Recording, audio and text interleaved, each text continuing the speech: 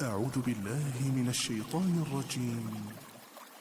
يا أيها الذين آمنوا إذا قيل لكم تفسحوا في المجالس فافسحوا يفسح الله لكم وإذا قيل انشزوا فانشزوا يرفع الله الذين آمنوا منكم والذين أوتوا العلم درجات والله بما تعملون خبير. Ini semua berarti termasuk nikmat yang terbesar yang Allah berikan kepada kita, sadar tentang makna hidup, sadar tentang pentingnya ibadah, sadar tentang nikmat sunnah. Itu berarti dari ini semua berarti orang yang sadar tentang tujuan hidupnya, sadar untuk apa dia diciptakan, sadar dia akan kembali kepada Allah, itu nikmat sudah. Karena dengan itu dia akan diantarkan ke surga oleh Allah Subhanahu wa taala. Tapi orang yang paling dibala, orang yang diuji sama Allah, belum tentu orang yang diuji itu berarti orang kasih azab, Allah kasih penyakit, belum tentu. Orang yang diuji oleh Allah adalah orang yang terus lalai dalam kemaksiatannya sampai Allah mengatakan hasbuhum jahannam yaslaunaha fabi'sal masir. Jangan berikan peringatan mereka, biarkan saja mereka begitu, nanti tempat kembali mereka neraka, mereka dipanggang di neraka dan itulah tempat jelek yang buat mereka. Jadi kemaksiatan dibiarkan. Sebagaimana yang mereka katakan, walau la yu'adzibunallah bima naqul. Kalau seandainya kami ini salah, kami ini maksiat, kami ini dosa, kenapa Allah enggak azab kami? Berarti mereka menganggap semua nikmat ada mereka, padahal mereka maksiat, mereka di atas kebaikan. Kalau kami salah, Allah azab kami. Allah enggak mau azab dia. Karena kalau Allah azab dia, dia akan sadar nanti. Allah enggak mau azab dia. Allah biarkan kasih nikmat. Lalu apa kata Allah? Hasbuhum jahannam. Nanti saja mereka masuk neraka jahannam. Yaslaunaha, dipanggang mereka di neraka jahannam. Wa bi'sal masir, sejelek-jeleknya kembali untuk mereka. Ya Allah. Jadi kalau ada orang dikasih nikmat sehat, umur panjang, harta banyak, tapi maksiat, itu bala atau bukan? Bala. Sadar nggak orang seperti itu? Nggak sadar. Siapa yang sadar? Yang sadar paling orang-orang yang mengaji, orang-orang yang belajar agama. Lah kalau begitu butuh nggak kita belajar agama ini? Fadzakir fa inna dzikra tanfa'ul mu'minin. Berikan peringatan, karena peringatan itu bermanfaat bagi orang yang beriman. Peringatan itu berarti kita udah tahu lalu diingetin, itu peringatan. Bagaimana dengan orang yang nggak mau diingatkan? Sementara jiwa terkadang lalai. Jiwa siapa yang nggak lalai? Manusia jiwanya lalai semua. Ada yang lalai dengan kerjaannya, ada yang lalai dengan anaknya. Allahu Akbar. La haula wala quwwata illa billah.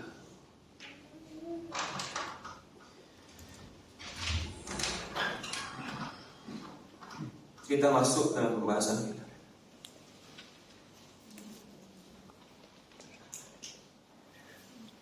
Al-kabiratul rabi'atu wa isyrun. Dosa besar yang berikutnya.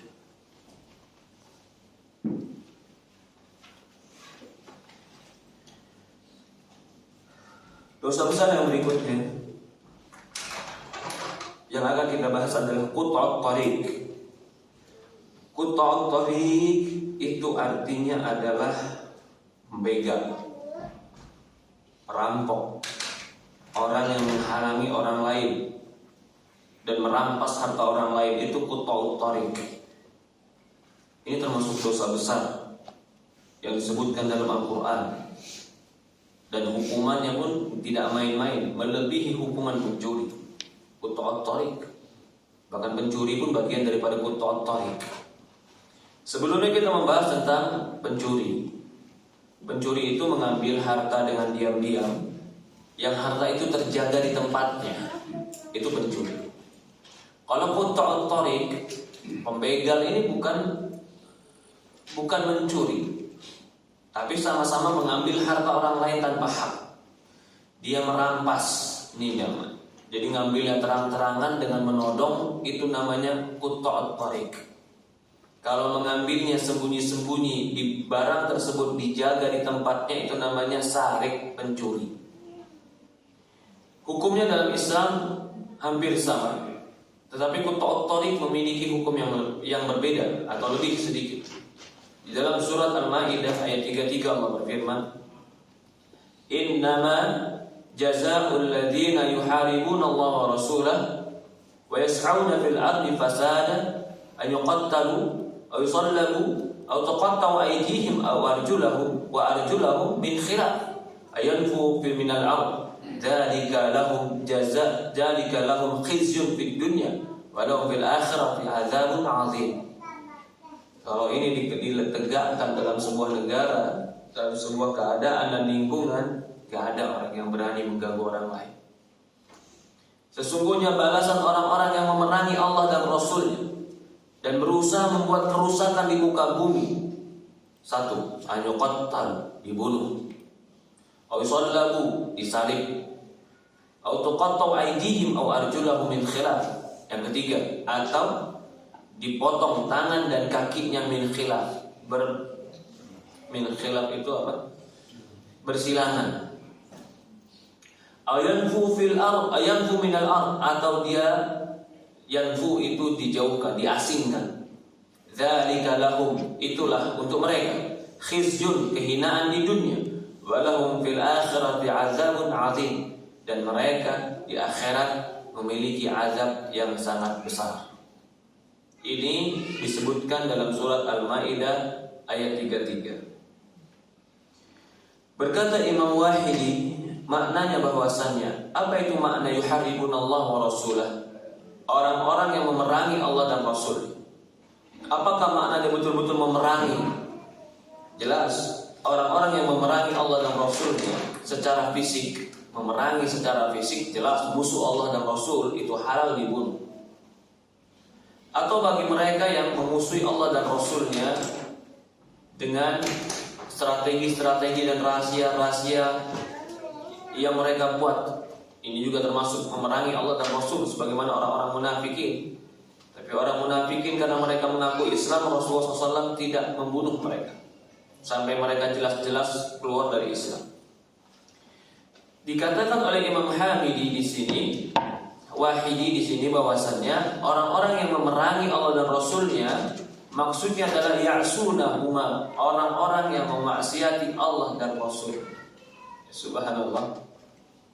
Di sini Imam Wahidi memberikan penjelasan, memerangi berarti bermaksiat.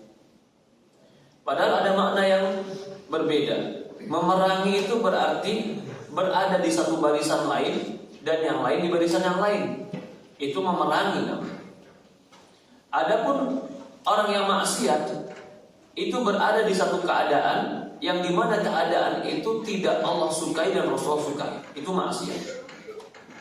Maka dikatakan, wa may yushaqiqir rasul min ba'di ma tabayyana lahu huda wa yattabi' ghayra sabilil mu'minin nuwallihi ma tawalla wa nuslihi jahannam wa sa'at masira. Barang siapa dia berada satu posisi yang posisi itu bertentangan dengan posisi Rasul, bermaksiat maksudnya. Wa may yushaqiqir rasul min ba'di ma tabayyana lahu huda, setelah jelas bagi mereka petunjuk, nuwallihi ma tawalla wa nuslihi jahannam wa sa'at masira. Kami palingkan dia sejauh-jauhnya, kami masukkan dan kami panggang di neraka jahanam, wasaat masirah, dan itu sejelek-jeleknya tempat. Di sini ingin menegaskan, orang yang bermaksiat kepada Rasul dan kepada Allah itu terkadang dimaknai orang yang memerangi Allah dan Rasul, karena dia berada di satu posisi yang mana posisi itu bertentangan dengan Allah dan Rasulnya. Wa yas'auna fil ard, kemudian mereka membuat kerusakan di muka bumi. Ini poin penting. Membuat kerusakan di muka bumi itu adalah mengganggu hak orang lain. Membuat kerusakan di muka bumi dengan cara menghilangkan keamanan itu mengganggu hak orang lain. Atau membuat kerusakan di muka bumi dengan merampas hak orang lain, mengambil harta, itu mengambil hak orang lain. Jadi yas'auna fil ard di sini berarti apa? Merampas hak-hak hidup manusia lain. Apa hukumannya? Mereka orang seperti ini boleh dibunuh. atau boleh disalib, atau boleh dipotong tangan dan kakinya dengan berselisih, atau boleh diasingkan. 4 hukuman ini sebagian ulama mengatakan dipilih. Kau mau bunuh dia, atau kau mau salib dia, atau kau mau potong tangan, atau kau mau asingkan dia. Ini pun jelas Islam menjaga hak manusia. Jadi kalau ada yang bilang Islam tidak menjaga hak manusia, salah. Sekali lagi tegaskan, Islam menjaga hak manusia. Mana dalilnya? Wa yas'auna fil ardi, mereka berusaha membuat kerusakan di muka bumi. Islam menjaga hak orang banyak dibanding hanya hak satu orang. Dia merusak di muka bumi, menghilangkan keamanan. Bukankah hak manusia mendapatkan keamanan? Mereka merampas hak orang lain dengan dibegal. Bukankah mereka telah mengambil hak orang lain? Maka orang-orang yang mengambil hak hajat orang banyak, maka dia boleh diambil haknya, dihentikan. Bukan dalam rangka mengambil haknya, menghentikan kerusakan dia dalam rangka menjaga hak hajat orang banyak. Dan inilah yang lebih benar. Menjaga hak hajat orang banyak dikedepankan daripada menjaga hak perorangan yang dia merampas hak hajat orang banyak. Jadi membunuh, menjual narkoba itu tidak merampas hak asasi, karena dia sedang merampas hak hajat orang banyak. Membunuh begal itu tidak merampas hak asasi, karena dia sedang merampas hak keamanan orang banyak. Maka menjaga hak orang yang banyak lebih dikedepankan daripada menjaga hak perorangan. Tapi orang-orang yang hatinya sakit, yang jiwanya marit, yang jiwanya penuh dengan kebencian dengan Islam, menganggap bijak, jangan bunuh dia. Seolah-olah tidak membunuh orang yang telah menjual narkoba kilogram, puluhan kilogram itu kebijakan. Padahal anak cucu mereka, pemuda-pemuda mereka, bangsa mereka hancur. Hanya untuk satu orang yang seperti ini sampahnya, ya Rabbi. Sampah orang seperti ini kan. Coba perhatikan, kenapa dokter terkadang memberikan keputusan potong tangan kepada orang yang sakit untuk menjaga kestabilan tubuh yang besar. Apakah dokter bisa menghilangkan hak kehidupan tangan? Ini tangannya harus dipotong, Pak. Kenapa? Karena kalau nggak dipotong ini menjalar ke sini semua, akan merusak tubuh yang lain. Akhirnya dipotong tangannya. Itu keputusan dokter masuk akal atau tidak? Lah manusia pun seperti itu dalam kehidupan. Ada kalanya memang kita harus memotong tangan kita untuk menjaga jasad kita. Ya begitu pula ada kalanya kita harus membunuh orang yang membuat kerusakan untuk menjaga kaum muslimin di atas kebaikan. Itu yang paling adil, dan itu yang paling bijak, dan itu yang paling cerdas. Dokter yang mengambil keputusan untuk memotong, mungkin sebagian payudara wanita yang sedang sakit, setelah dipertimbangkan, pertimbangan yang jelas, lalu dipotong payudaranya. Padahal dia butuh itu. Apakah dokter ini jahat? Tidak, dokter itu baik, karena ingin menjaga sesuatu yang lebih bermanfaat. Ini yang harus digunakan cara berpikir dalam menegakkan hukum. Tidak seperti yang disebutkan oleh orang-orang yang telah terkontaminasi dengan pemikiran-pemikiran barat, yang mereka sok bijak, padahal mereka sendiri negara yang paling rusak. Kenapa negara paling rusak? Berapa banyak pembunuhan, berapa banyak pemerkosaan, berapa banyak kerusakan di negeri mereka, hilangnya keamanan di negeri mereka, berapa banyak. Coba mereka begitu pergi ke negeri kaum muslimin, mereka sadar betapa amannya kaum muslimin, betapa nyamannya kaum muslimin, baru mereka sadar. Maka perintah Allah ini sebenarnya sesuai dengan kebijakan, keadilan, dan hikmah. Tapi yang bisa mengambil pelajaran hanya orang-orang yang belajar, orang-orang yang di hatinya penuh dengan iri, kebencian, bahkan bisa jadi penyakit. Jangan-jangan memang dia sendiri penjahat, lalu penjahat ini disuruh bikin undang-undang. Apa yang terjadi? Dia bikin undang-undang yang menyelamatkan dirinya, penjahat. Bukan ingin menegakkan undang-undang, tapi ingin menyelamatkan kejahatan. Lalu mereka sinis dan memojokkan kaum muslimin dengan mengatakan Islam tidak memiliki rasa kasih sayang, Islam tidak menegakkan hak asasi. Itu semua omong kosong, padahal mereka ingin membuat kerusakan di muka bumi. Ada yang mengatakan, tadi kita bilang 4 ini boleh dipilih, mau dibunuh, mau disalib, mau dipotong tangan dan kaki dengan berselisih, atau mau diasingkan. Ada yang mengatakan ini bukan pilihan, tapi sesuai dengan kesalahan. Ya, maka itu di dalam sebuah riwayat dikatakan, berkata Ibnu Abbas radhiyallahu anhuma, kalimat au kan di dalam ayat dikatakan an yuqattalu aw yusallabu, agar dibunuh atau kalimat atau ini memang kalimat pilihan, bunuh atau salib. Tapi pilihan di sini maknanya bahwasannya kalau imam ingin, hakim memutuskan untuk dibunuh, dibunuh. Kalau hakim memutuskan untuk disalib, disalib. Maka di sini Allah memberikan kepada keputusan hakim. Tapi Allah memberikan batasan. Ini loh hukumannya. Boleh dibunuh, boleh disalib, boleh potong tangan, boleh diasingkan. Mengambil keputusan dari salah satu 4 ini, itu keputusan hakim. Keputusan imam dulu adalah Rasulullah SAW. Berkata Hasan wa Sa'id bin Musayyib wa Mujahid qala fi riwayat Atiyah wa laysat ibaha innama huwa murattab lil hukm. Itu yang pertama. Kalau pendapat yang pertama itu pendapat dari Sa'id bin Musayyib, pendapat Mujahid, pendapat Hasan, pendapat Ibnu Abbas, itu semua boleh dipilih tergantung pilihan imam.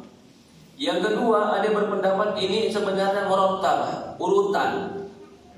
Bunuh paling tingginya, salib setelahnya, potong tangan dan kaki setelahnya, lalu yang paling ringannya asingkan dia. Ini menurut mereka adalah urutan, ya, sesuai dengan dosa dan kerusakan yang mereka buat. Barang siapa yang membunuh dan dia mengambil harta, maka dia dibunuh dan disalib. Dia bunuh orang, dia ambil harta orang, maka orang seperti ini pun dibunuh dan disalib. Jadi disalib, habis itu dibunuh, tembak mati. Wa man akhadha mal wa lam yuqtal. Kalau dia cuma merampas harta, enggak sampai membunuh, tapi dia melukai orang atau dia merampas hartanya sampai orang ketakutan, maka kalau seperti ini qutya, dipotong tangannya, sama seperti pencuri, potong tangan. Man safaqa dima, barang siapa yang membunuh tapi tidak sampai mengambil hartanya, enggak sampai mengambil hartanya tapi orang sampai dibunuh, maka orang seperti ini dibunuh, tapi enggak disalib, langsung dibunuh. Wa man akhafa as-sabil wa lam yuqtal, barang siapa yang membuat rasa takut dalam satu perjalanan, dia di situ nakut-nakutin orang, ancam orang, menghalangi orang, membuat orang risau, maka orang seperti ini ditangkap lalu diasingkan, maksudnya dipenjara saja. Orang seperti ini dipenjara saja. Ya, wa hadza mazhab Syafi'i radhiyallahu anhu. Ini mazhab Imam Syafi'i, semoga Allah Subhanahu wa taala meridhoi mereka. Jadi ada 2 pendapat, ada yang mengatakan boleh pilih, ada yang mengatakan tergantung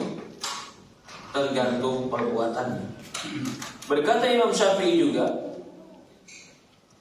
seseorang itu akan ditegakkan had sesuai dengan perbuatannya. Barang siapa yang wajib untuk dibunuh dan disalib, maka dia dibunuh. Qabla salbihi karahiyah ta'dzib wa yusallu salatan tsumma yunzil. Kemudian dia disalib selama 3 hari lalu diturunkan. Ya Allah. Jadi antara salib dan bunuh ini, dia dibunuh di atas salibnya, setelah itu dibiarkan disalib selama 3 hari. Setelah 3 hari baru diturunkan dari salib. Ini bagi mereka yang membunuh dan membuat membunuh dan merampas harta. Faman safaka dima, nah, wa man wajaba alaihi qatl duna sarf wa qatl wa dafa ilaihi yadfanun. Barang siapa yang wajib dibunuh tanpa harus disalib, maka dia dibunuh, dikuburkan tanpa harus ditasalib. Faman wajaba alaihi qatl, barang siapa yang wajib untuk dipotong tangannya. Wajib dipotong tangannya tapi duna qatl, jangan dibunuh. Faqatta'at yadahu yumna tsumma hasabat.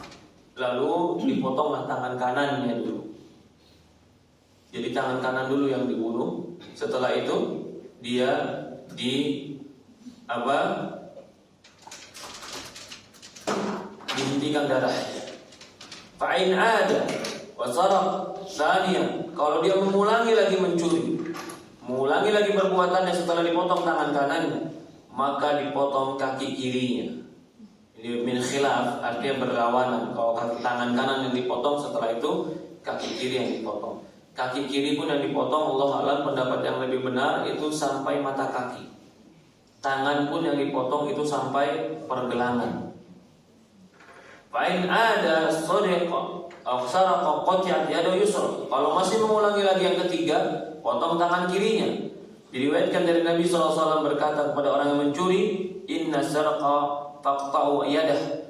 Pencuri, kalian potonglah tangannya. Tsumma in saraq faqta'u rijlah. Kalau dia masih mencuri lagi, potong kaki kirinya atau kakinya. Kalau dia masih mencuri lagi, potong lagi tangannya. Kalau dia masih mencuri lagi, potong kakinya. Artinya kalau tangan kanan yang dipotong, setelah itu kaki kiri. Kalau tangan kiri yang dipotong, setelah itu kaki kanan. Sampai empat-empatnya terpotong kalau dia masih mengulangi untuk mencuri. Di anna fi'li Abu Bakar wa Umar radhiyallahu anhu la yukhalafa lahuma min as-sahabah. Bahkan ini pernah dilakukan oleh Abu Bakar, dilakukan oleh Umar, dan tidak ada satu sahabat pun yang menyelisihi, mengingkari perbuatan Abu Bakar dan Umar ini. Ini ingin isyarat bahwasannya ijma para sahabat, orang yang mencuri itu potong tangannya dan dipotong kakinya kalau dia berulah dan berulang lagi. Ya, wa wajhu kauniha yusra ittifaq man fara ila qatl rijla ba'da al-yad. Begitu juga sepakat pemotongan kaki itu setelah potong tangan dulu, jangan langsung kaki. Wa ala anna yusra wa dzalika ma'na min khilaf. Ini pemotongannya. Hukuman yang berikutnya selain potong tangan, tadi disalib, dipotong tangan, dibunuh, disalib, dipotong tangan. Yang terakhir ayunfu minal ard, diasingkan. Diasingkan di sini maksudnya adalah boleh jadi di penjara. Ya. Ini bagi mereka yang melakukan kerusakan tadi. Wa huwa an yahdurul imam damahu fa yaqulu man laqiya falyaqtul. Wa ada mimman lam yaqdir alaih wa man qabida alaih fa nafihi min ard habasu rasijan. Ada dua makna di sini. Apa maknanya diasingkan dan dinafikan? Yunfuna fil ardi. Yunfu itu bisa artinya dihilangkan. Yunfu bisa artinya dihilangkan, diasingkan, dipenjara. Ada yang bermakna di sini yunfu. Yunfu itu kalau dia sudah membuat kerusakan, umpamanya membunuh atau mencuri atau membegal, lalu dicari nggak dapat, dia selalu bersembunyi. Lalu pemerintah memberikan pengumuman, barang siapa yang ketemu dia, bunuh dia. Itu makna yang pertama, yunfur. Yunfur berarti bisa dihilangkan. Ya. Ada yang makna yang kedua, yunfur di sini dihilangkan maksudnya diasingkan dan dipenjarakan. Kalau dia dapat, diasingkan dan dipenjarakan. Dan dua makna ini boleh dilakukan. Allah a'lam. Boleh dihilangkan dengan cara dibunuh. Kalau dia tidak, memang dia menjadi orang yang dicari, lalu dia nggak menunjukkan diri, padahal dia telah membuat kerusakan, maka boleh dibunuh. Waqala fa bimujarrad qata' tariq wa ikhafatu sabil qad irtakaba kabirah. Hanya sekedar menghalangi orang di jalan, nakut-nakutin orang di jalan. Dia belum bunuh, dia belum hampas harta. Itu sudah menjadi dosa besar. Fakaifa idza akhadha al-mal wa jaraha qatal. Bagaimana lagi kalau dia sudah menakut-nakuti plus ngambil harta plus melukai plus membunuh. Faqad fa'ala iddatun kaba'ir, maka dia telah melakukan beraneka ragam dosa besar. Ma'ama ghalabahum 'alaihi min tarkus shalah. Pada umumnya juga orang kayak begini adalah umumnya orang yang meninggalkan salat. Wa in faqu ma ya'khuduna fil khamar. Bahkan kalau kadang-kadang orang kayak gini juga punya uang yang dihabiskan buat mabuk, buat zina, buat liwat. Nas'alullah al-afiyah min kulli bala wal mihnah. Kita memohon kepada Allah agar terhindar dan terjaga dari segala ujian dan cobaan. Innahu jawadun karimun ghafurur rahim. Allah itu maha baik, maha mulia, maha pengampun lagi maha penyayang. Ya ini memang benar ya. Kata Syekh tadi apa? Kalau satu dosa saja dilakukan, menakut-nakuti orang sudah dosa. Apalagi menakuti plus mengambil harta plus melukai plus membunuh. Beraneka ragam dosa dia lakukan. Kalau seandainya dia orang-orang seperti ini dapat duitnya juga rata-rata digunakan untuk khamar, untuk minuman keras, untuk berzina. Kalau seandainya orang seperti ini hidup, orang seperti ini hidup juga rata-rata nggak sholat. Maka ini semua menegaskan orang yang membuatkan kerusakan seperti ini boleh yunfuna fil ard. Yunfuna itu dimusnahkan di muka bumi, dihilangkan atau dipenjara.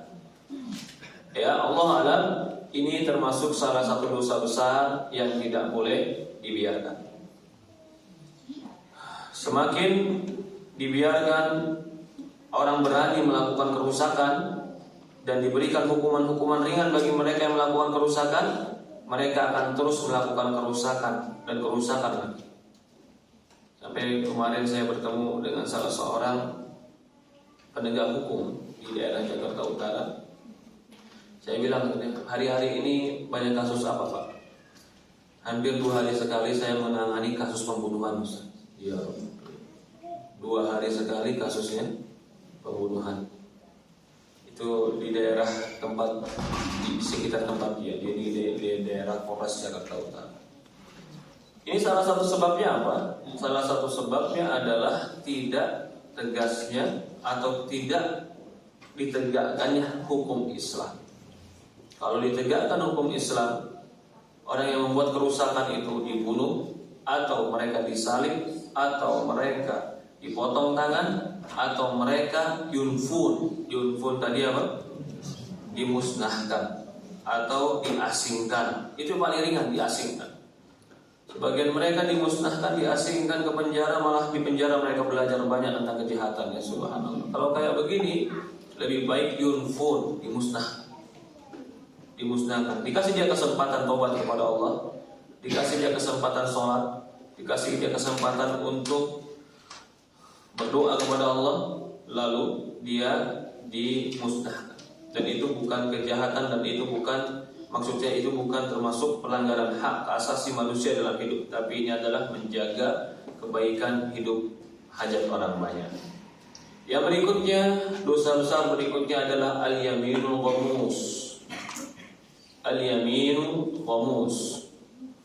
Ghamus itu seperti mencelupkan tangan di dalam darah. Maksudnya di sini adalah bersumpah untuk sesuatu yang haram. Itu termasuk dosa besar. Demi Allah saya beli ini cuma sekian, modalnya aja sekian, demi Allah. Dia demi Allah untuk dusta. Itu yaminul ghamus. Ternyata yaminul ghamus dosa besar. Apa dalilnya? Surat Al-Imran ayat 77. Allah Subhanahu wa taala berfirman, Innal ladzina yashtaruna bi ahdillahi wa aymanihim zamanan qalila ulaika la khalaqa lahum fil akhirah wa la yukallimuhumullahu wa la yanzuru ilaihim yawmal qiyamah wa la yuzakkihim wa lahum 'adzabun alim. Ya Allah, banyak banget ini hukuman dari Allah.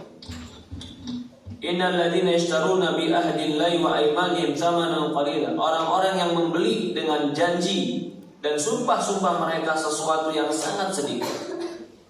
Jadi artinya mereka menjual, yang mereka jual itu apa? Janji. Yang mereka jual tuh sumpah, padahal mereka mau berdusta. Jadi yang mereka jual apa? Janji sama sumpah. Untuk apa? Menukar sesuatu yang sedikit, mereka dapat dunia saja. Apa yang mereka jual? Yang mereka jual sebenarnya janji mereka, sumpah mereka. Apa yang hukuman untuk mereka? La khalaqa lahum fil akhirah. Orang kayak begini nggak dapat bagian di akhirat. Artinya nggak dapat surga, nggak dapat kenikmatan. Lalu dapat apa? La yukallimuhumullah yaumal qiyamah. Allah tidak akan berbicara dengan mereka. Ya, bagaimana mereka mau dikasih uzur, dikasih kesempatan bicara sama Allah enggak?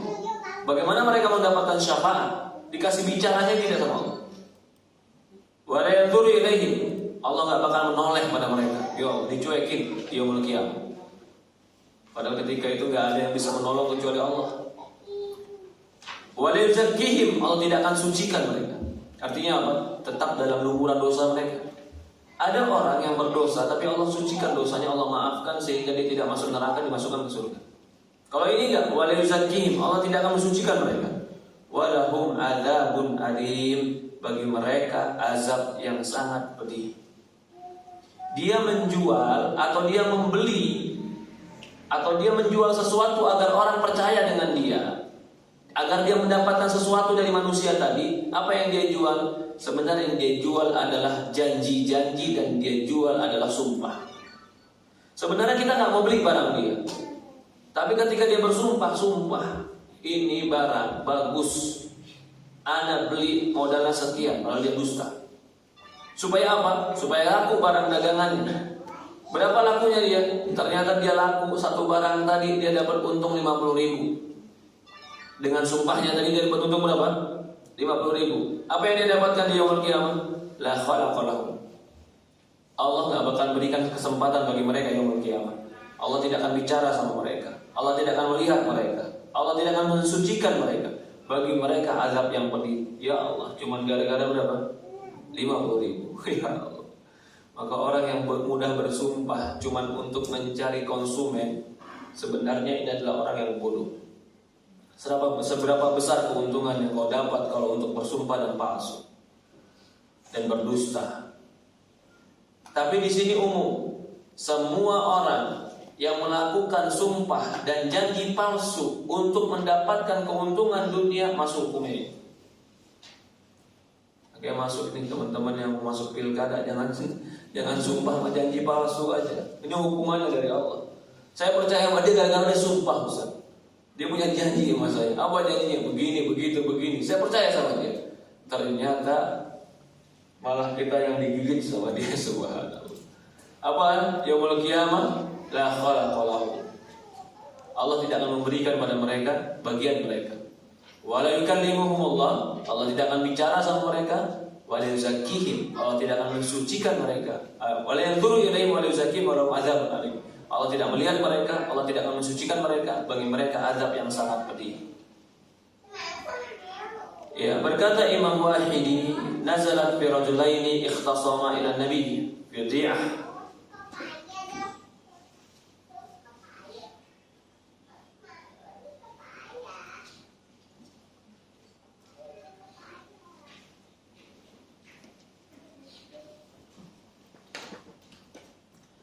Ini katanya, kata Imam Wahidi, turun ayat ini terhadap dua orang yang saling berselisih kepada Nabi tentang barang, sesuatu barang.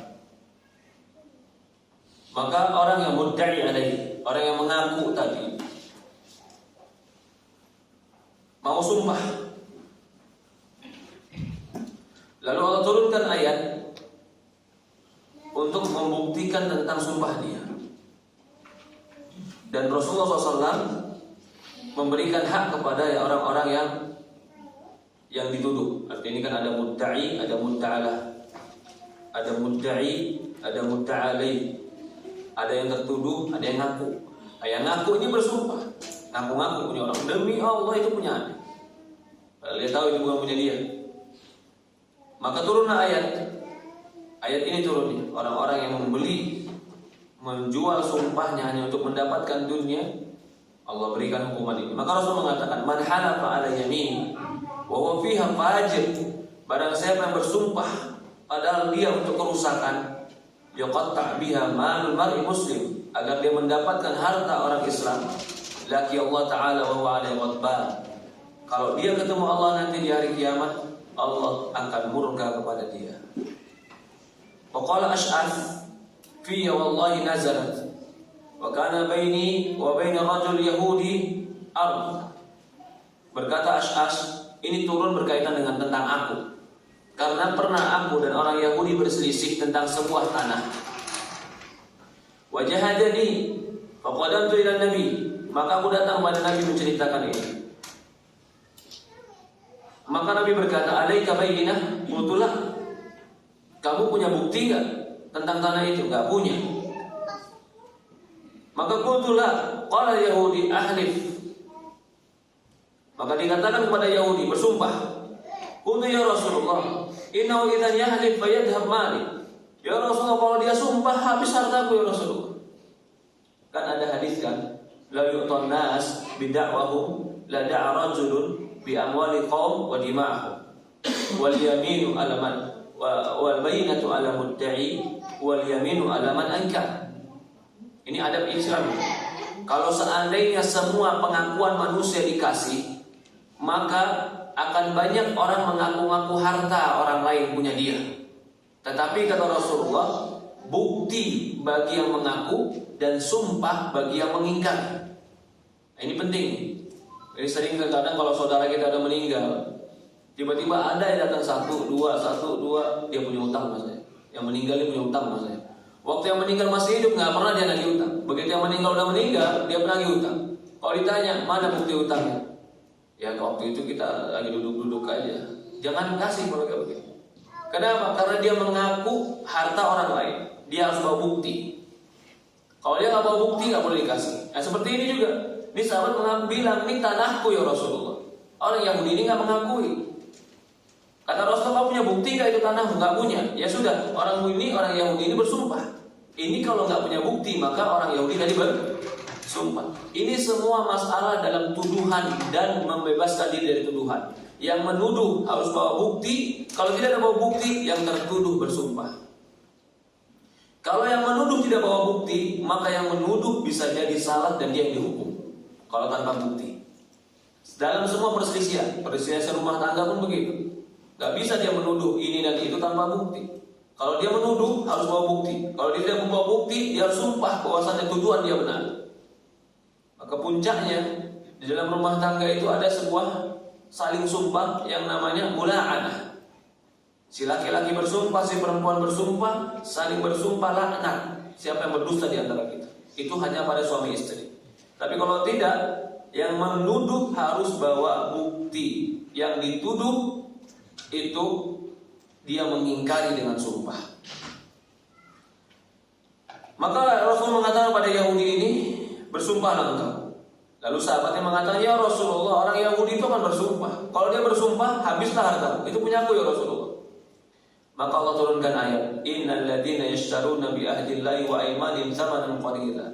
Orang-orang yang membeli dan menjual janji dan sumpah mereka untuk mengambil dunia yang sedikit. Jadi cuma dihukum dengan ayat Allah. Sudah, artinya apa? Kamu gak punya bukti, tapi dia mengingkari dengan sumpah. Ya sudah, secara hukum tetap punya dia. Tetapi di hukuman di sisi Allah apa? Hukuman di sisi Allah nanti, kalau ternyata sumpahnya dusta, Allah Subhanahu wa Ta'ala akan hukum dia. Jadi bisa jadi hukum di dunia menghukumkan yang zahir. Hakikat kebenarannya di mana? Nanti di sisi Allah. Ini kan misalnya orang berselisih dua orang.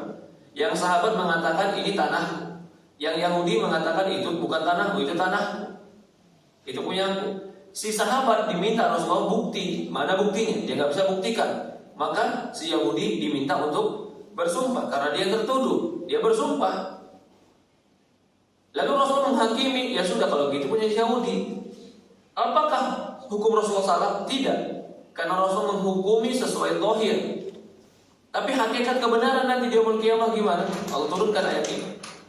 Hakikat kebenarannya orang yang berdusta dengan janjinya, dia akan diberikan azab oleh Allah Subhanahu wa Ta'ala. Ya, Allah Ulaika la khilaqa lahum fil akhirah. La khalaqa lahum fil akhirah. Mereka ini enggak ada bagian di akhirat. Wala nasiba lahum fil akhirah. Wala yukallimuhumullah. Allah enggak akan bicara. Wala yanzuru ilaihim. Allah tidak akan melihat. Wala yuzakkihim. Allah tidak akan mensucikan mereka. Kalau dalam satu dosa, satu perbuatan maksiat digabungkan lebih daripada 4 atau 3 hukuman, menunjukkan dosa besar di antara yang besar. Ini dalil bahwasannya bersumpah dusta itu dosa besar di antara yang besar. Karena dikumpulkan di sini ada lebih daripada 4 hukuman. La khalaqa lahu, enggak ada bagian di akhirat. Wa la yukallimuhum, Allah tidak bicara. Wa la yanzuru ilaihim, Allah tidak melihat. Wa la yuzakkihim, Allah tidak mensucikan. Wa lahum adzabun alim, 5 hukuman mereka bagi mereka yang berdusta dengan sumpah mereka. Man halafa ala mali mar'i muslim bighairi haqqin laqi Allah wa huwa alaihi ghadban. Barang siapa yang bersumpah atas harta seorang muslim tanpa hak, maka dia akan bertemu kepada Allah di hari kiamat, dia akan dimurkai. Ini termasuk di pengadilan. Banyak orang bersumpah, saya tidak mengambil, saya bersumpah tidak mengambil, padahal dia mengambil. Lalu orang yang menuduh mengambil nggak bisa mendatangkan bukti, tapi yakin bahwasan dia mengambil. Dia selamat karena hanya sekedar orang yang menuduh tidak bawa bukti, tapi dia yaumul qiyamah belum tentu dia selamat dari hukuman Allah Subhanahu wa taala. Salah satu la yukallimuhumullahu yaumal qiyamah wa la yuzakkihim wa lahum adzabun alim. 3 kelompok yang tidak akan Allah ajak bicara yaumul qiyamah, tidak akan Allah sucikan, dan bagi mereka azab yang pedih. Sampai Rasul mengatakan 3 kali itu. Lalu Abu Dzar mengatakan khaba wa khasar, celaka, rugi banget tuh orang. Siapa ya Rasulullah? Yang satu kata Rasulullah al-musbil, orang yang memanjangkan pakaiannya di bawah mata kaki. Al-mannan, orang yang mengungkit-ungkit kebaikan. Al-munfiq sil'atu bihalaful kadhib, yang ketiga orang yang menjual barang dagangannya dengan sumpah dusta. Dalam riwayat lain dikatakan al-kabairu, dosa besar itu adalah menyekutukan Allah, durhaka kepada orang tua, membunuh jiwa. Al-yaminul ghamus, yaminul ghamus itu adalah bersumpah untuk sesuatu yang haram. Ghamus menjeburkan tangannya ke dalam api neraka. Ini termasuk sumpah yang diharamkan. Dan bisa jadi orang yang bersumpah ini akan mendapatkan hukuman di dunia oleh Allah Subhanahu wa taala sebelum dia mendapatkan hukuman di akhirat. Dan banyak orang seperti itu. Sumpah kalau saya bohong bangkrut saya. 3 tahun berjalan usahanya, bangkrut setelah itu. Ya. Kalau suami istri kadang-kadang mungkin ada suami istri yang bersumpah kadang-kadang salah satunya syarong. Sampai dia bersumpah saya, kalau saya bohong sama kamu hancur hidup saya. Ternyata betul di masa tuanya salah satunya hancur hidup. Banyak yang seperti itu. Jangan bersumpah dengan nama Allah untuk kedustaan. Karena hukumannya dunia dan akhirat. Di dunia Allah cepatkan, di akhirat Allah hinakan. Nas'alullah salamah wal afiyah. Insyaallah pertemuan akan datang kita akan membahas dosa berikutnya adalah zalim, menzolimi atau berbuat zalim. Allah besar. Ada pertanyaan apa Pak? Ada. Silakan Pak. Terima kasih Pak Ustaz. Kalau dalam perniagaan atau jual beli dagang, berapa besarkah keuntungan yang diperkenalkan dalam jual beli tersebut? Yang keduanya, kalau misalnya dalam tukang dagang itu suka ada bohong, artinya bohong, katanya bohong menang. Ya misalnya dia punya dapat modal beli 20.000, begitu ditawar sama orang itu misalnya 22.000, dia bilang belum cukup sama modalnya, gitu kan. Nah, padahal dia kasih harga lah jadi 30.000, begitu ditawar 25.000 baru diberikan. Nah, apakah bohong seperti itu termasuk bohong yang diperbolehkan atau bohong tidak boleh gitu? Itu saja Ustaz, terima kasih. yang pertama tadi untung dalam perniagaan, adakah untung batasannya? Jawabannya tidak ada. Boleh ngambil untung, boleh. Apakah harus sekian persen? Tidak, karena tergantung barang. Tergantung barang. Ada barang-barang yang mungkin tidak mungkin diambil hanya 10%. Ya kan? Ada barang-barang yang tidak mungkin diambil hanya 20%. Enggak.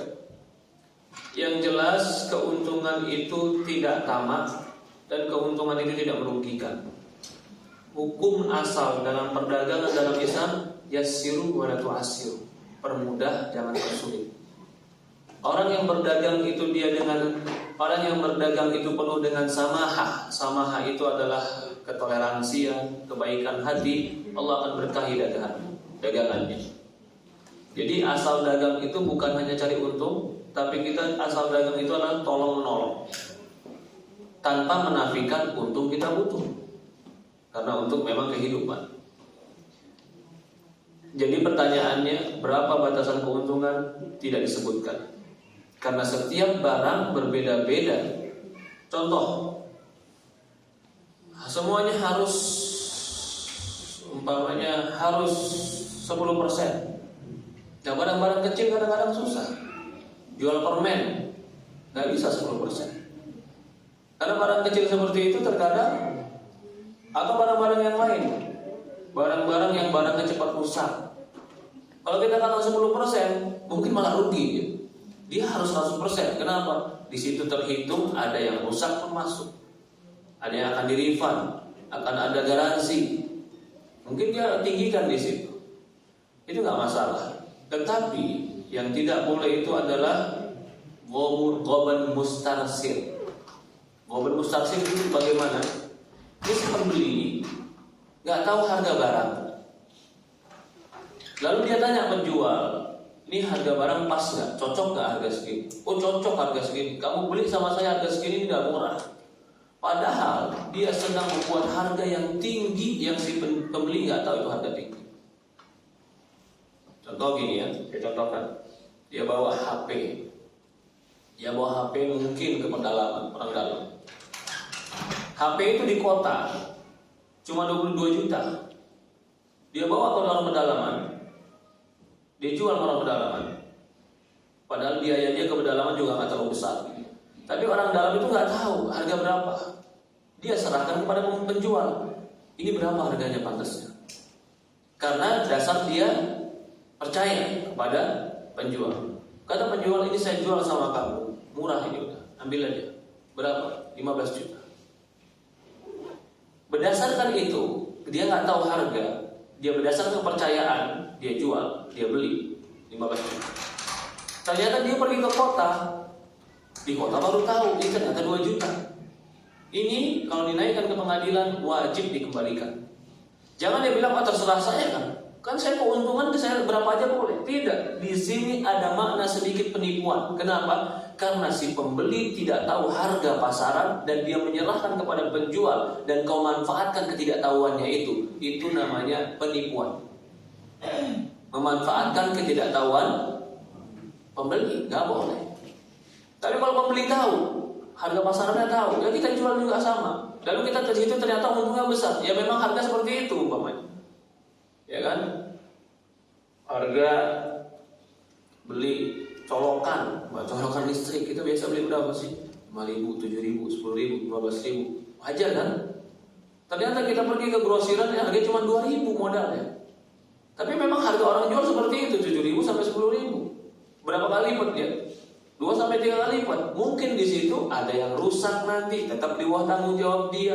Dia beli selusin, mungkin yang rusaknya ada 2 atau 3, dia masukkan dalam harga modal, itu tetap diperbolehkan.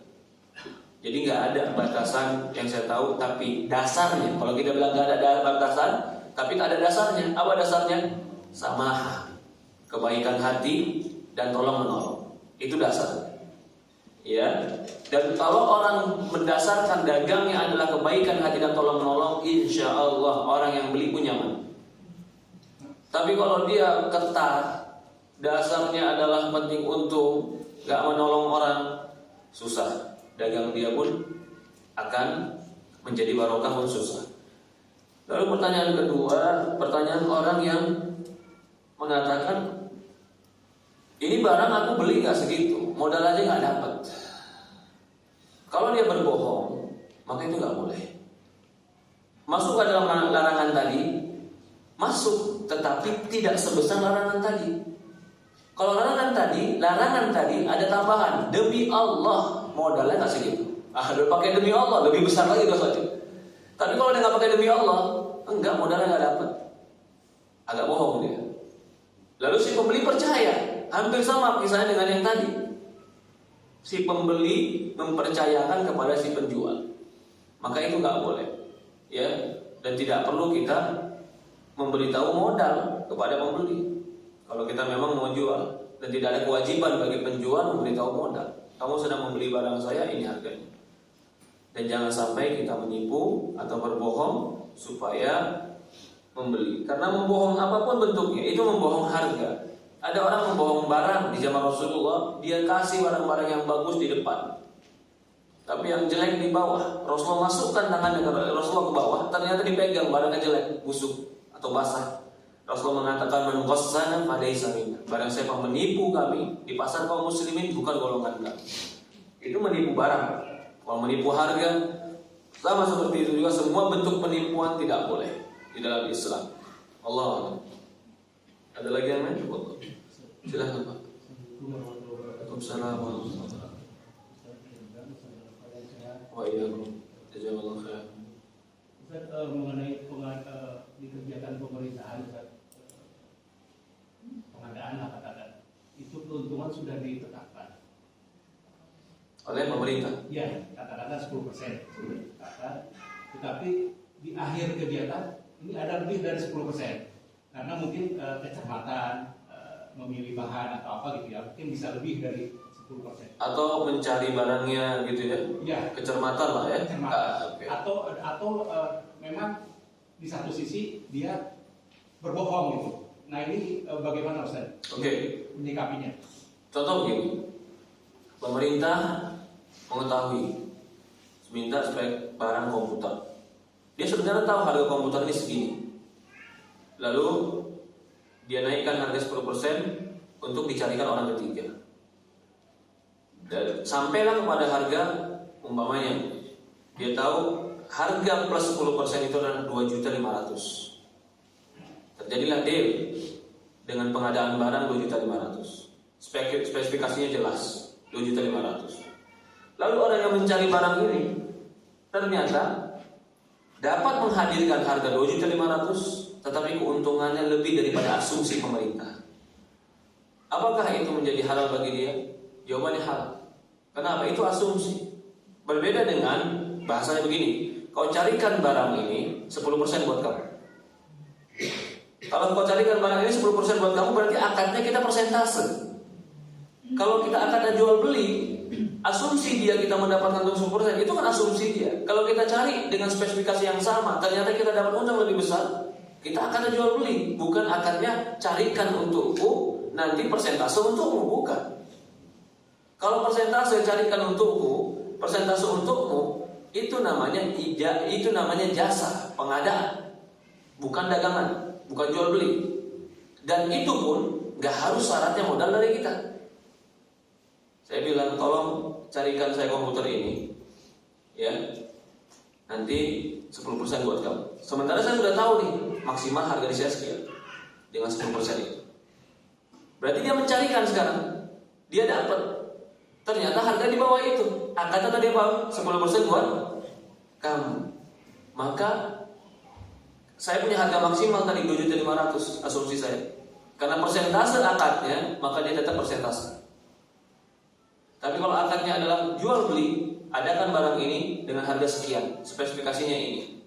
Lalu saya asumsikan kemungkinan dia akan mendapatkan 10% dari itu. Ini asumsi saya. Tapi akadnya tetap jual beli, maka boleh saya mengadakan. Tapi kalau dia menipu, merubah spesifikasi, atau dia melakukan trik-trik yang lain supaya bisa lebih murah, itu namanya halal, menipu orang lain, gak boleh. Itu termasuk perkara yang haram. Allah musta'an. Ada lagi yang lain? Silakan. Enggak. Ada dua saja. Yang pertama terkait dengan sumpah itu. Kalau ada orang dulu yang belum tahu dan dia belum sumpah, kemudian tobat baginya itu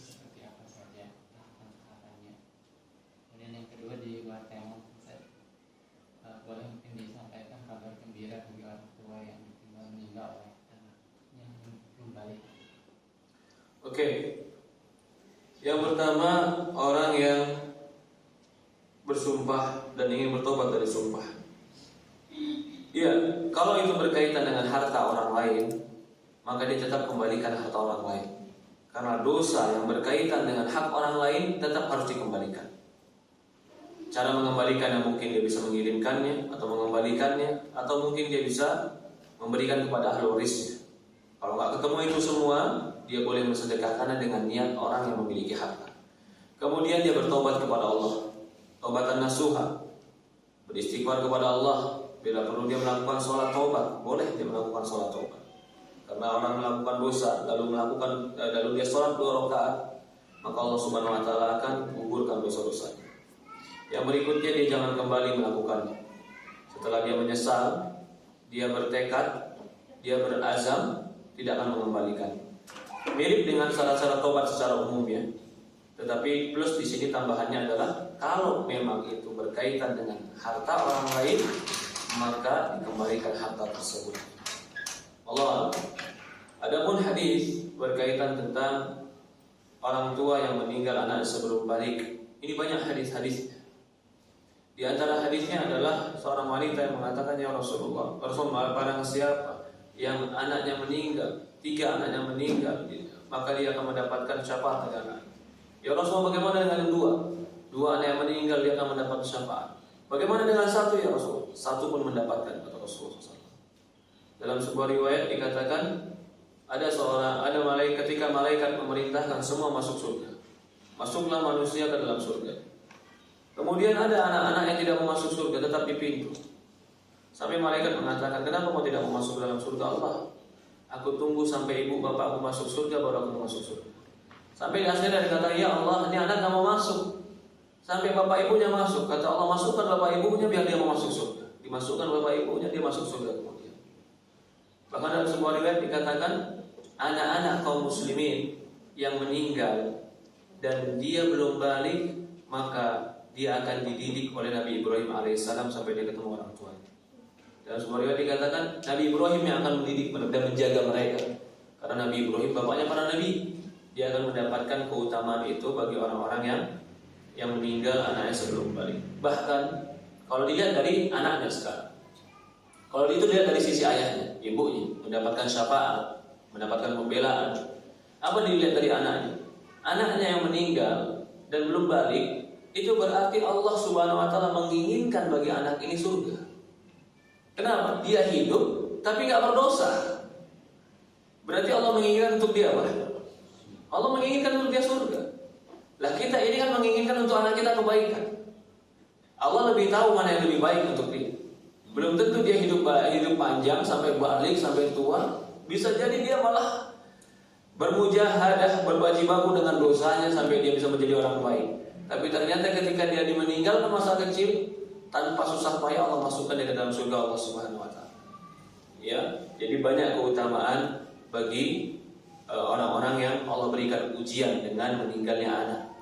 Karena Allah Subhanahu wa taala mencintai. Maka itu dalam sebuah riwayat dikatakan, tidak ada perbuatan yang paling aku bimbangkan bagi seorang hamba sebagaimana aku mencabut nyawanya. Bimbang kenapa? Hamba gak suka dicabut nyawanya. Allah gak suka juga membuat hambanya kesulitan. Tapi mencabut nyawanya ini kebaikan untuk hamba tadi. Mau gak mau dicabut karena Allah inginkan kebaikan untuk dia. Maka dikatakan mataraddatu, tidak ada kebimbanganku sebagai seorang hamba sebagaimana kebimbanganku kematian mendatangi. Allah a'lam. Mungkin ini saja ya, video 8. Kurang lebih mohon maaf.